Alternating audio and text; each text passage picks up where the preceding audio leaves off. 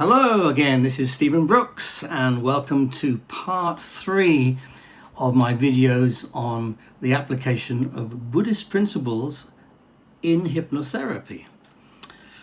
Well, the principle I want to talk about today is that of compassion.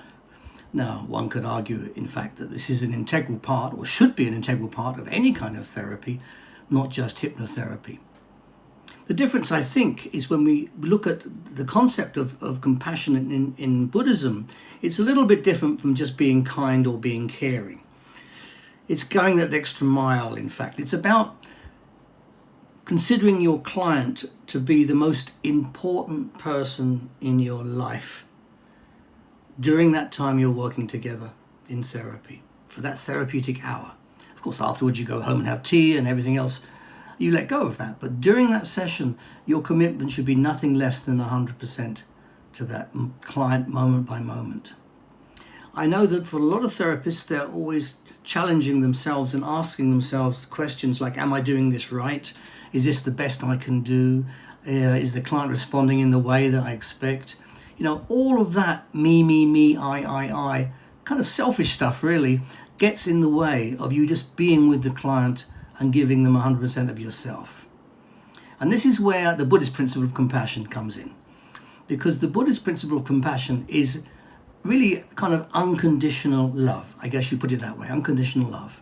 That is, you give without any expectation of return. Quite often we give because we want something back, or we hope to get something back from the person we're giving to. But in terms of the Buddhist concept of compassion, we give unconditionally, just because we're able to. And if you think about it, therapists are in this amazing position to make a difference to the lives of others. Now, some therapists just fix problems. That's their job and they're happy to do that and that's all they want to do. But I think if you've been given an hour of someone's time and the responsibility to do something that will make a difference to that person's life, then we have to do more than just fix a problem. In other words, I think we're in the business of transforming lives. And this is where the Buddhist principle of compassion comes in. Because the only way you can transform a life is to give 100% to that person.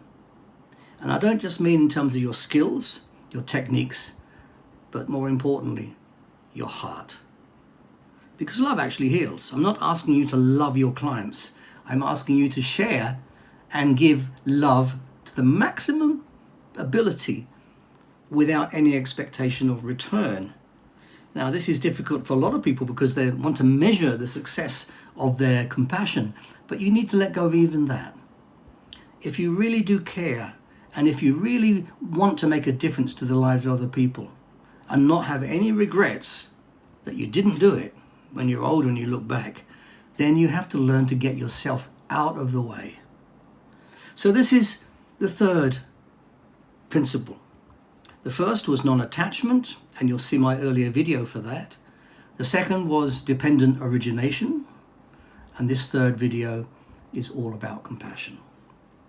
Well, I'm hoping you'll watch my fourth video, which I'll send next week, post it next week, and that's about how all of these come together as a working form of therapy. You know, Buddhism is two things. It's a religion, a faith, but it's also a psychology. In fact, I would say it's more of a psychology as Buddha taught it than it is as a religion practiced today.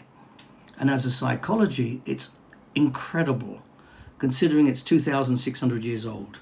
There are so many principles and so much wisdom within it that we can actually utilize therapeutically. And that's what I've been doing pretty much most of my therapeutic life. So I'm in a position to share this with you, and I use it all the time in my work and in my teaching. So anyway, this is Stephen Brooks signing out. Until next time, I hope you'll join me on the next video next week when we look at how all of these come together. Okay, thank you very much. See you later. Bye-bye.